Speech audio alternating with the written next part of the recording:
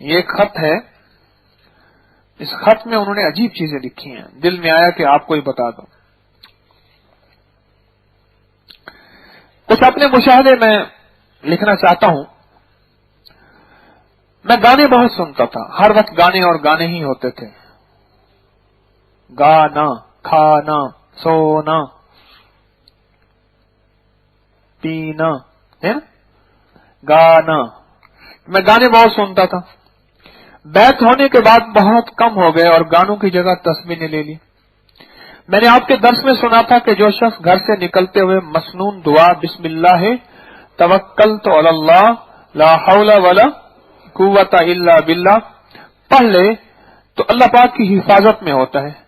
ایک دن میں نے نہیں پڑھی اور ایک دم مجھے خیال آیا، میں نے اپنے فون پر نیٹ پہ گانے ڈاؤن لوڈ کر کے گاڑی میں لگا لیے اور سننے لگا. آپ یقین کریں گے 2 سے 3 منٹ میں میری گاڑی کا ایکسیڈنٹ ہوا.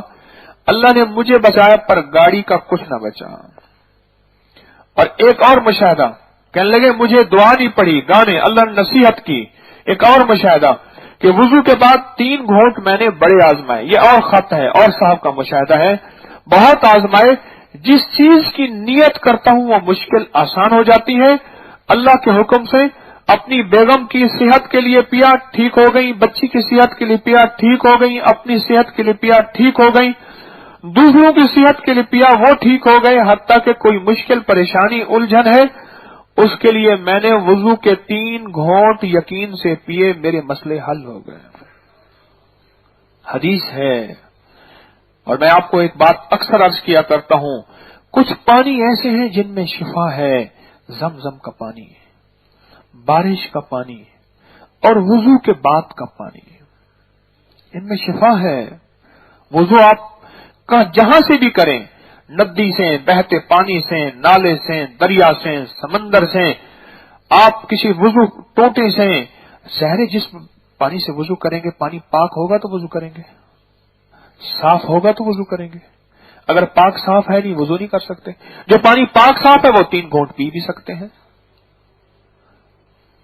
وہ 3 گھونٹ پی بھی سکتے ہیں. یہ چیزیں ایسی ہیں جو بغیر عقل میں نہیں آتی. وہ کہتے ہیں یہ خط دوسرے ملک کا ہے، یہ دوسرے ملک کا ہے، یہ باہر کا خط ہے اور اس میں لکھا ہے کہ میں بس جب بھی یہ میں نے کیا وضو کا میرا مشاہدہ ہے اور میرے مسئلے حل ہو گئے اور میری مشکل دور ہو گئی اور کام بن گئے.